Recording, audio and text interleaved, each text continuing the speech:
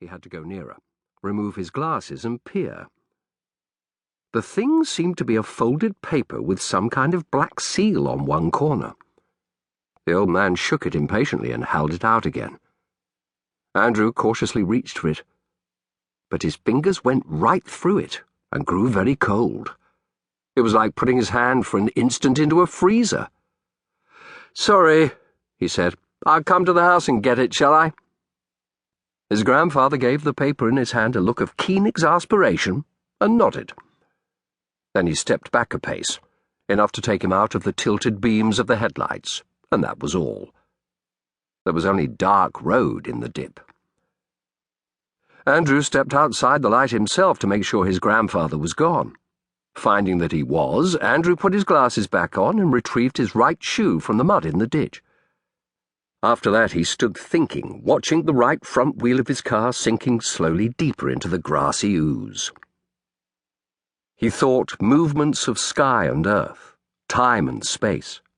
He thought Einstein and skyhooks. He thought that the position of the wheel in the ditch was only a temporary and relative fact, untrue 5 minutes ago and untrue 5 minutes from now. He thought of the power and speed of that skid and the repelling power of the ditch. He thought of gravity reversing itself. Then he knelt down with one hand on the grassy mud and the other on the wheel and pushed the two apart. Obediently, with some reluctant sucking and squelching, the car moved out of the ditch and over the bank and bumped down in the road. Andrew sat himself in the driving seat to put his shoe back on, thinking ruefully that his grandfather would simply have stood in the road and beckoned to get the same result. He would have to work at the practical side of magic a bit more now. Pity. He sighed. After that he drove to his grandfather's house. "He's dead, isn't he?" said, when Mrs. Stock opened the door to him. Mrs. Stock nodded and redeemed what little conscience she had by saying, "But I knew you'd know." Andrew walked through the front door and into his inheritance.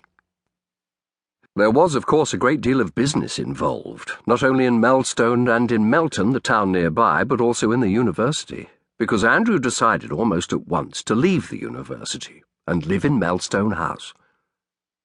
His parents had left him money, and he thought that with what old Jocelyn had left him, he had enough to give up teaching and write the book he had always wanted to write. He wanted to give the world a completely new view of history. He was glad to leave the university, and particularly glad to leave his research assistant. She was such a liar. Amazing that he had wanted to marry her a year ago.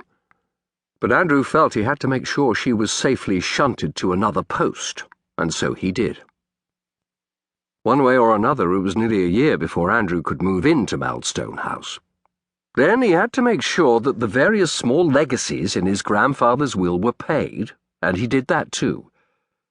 But he was vaguely puzzled that this will, when he saw it, was quite a different size and shape from the paper his grandfather's ghost had tried to give him. He shrugged and gave Mrs. Stock her £500. "And I do hope you'll continue to work for me just as you did for my grandfather," he said. To which she retorted, "I don't know what you'd do if I didn't. You live in a world of your own, being a professor." Andrew took this to mean yes. "I'm not a professor," he pointed out mildly, "just a mere academic." Mrs. Stock took no notice of this. To her mind, this was just splitting hairs. Everybody at a university was to her a professor, unless they were students, of course, and therefore even worse. So she told everyone in Melstone that old Jocelyn's grandson was a professor. Andrew soon became accustomed to being addressed as Professor, even by people who wrote to him from elsewhere about details of folklore or asking questions about magic. He went to give Mr. Stock, the gardener, his legacy of £500. "And I do hope you'll continue your admirable work for me too," he said. Mr. Stock leaned on his spade. He was no relation to Mrs. Stock, not even by marriage.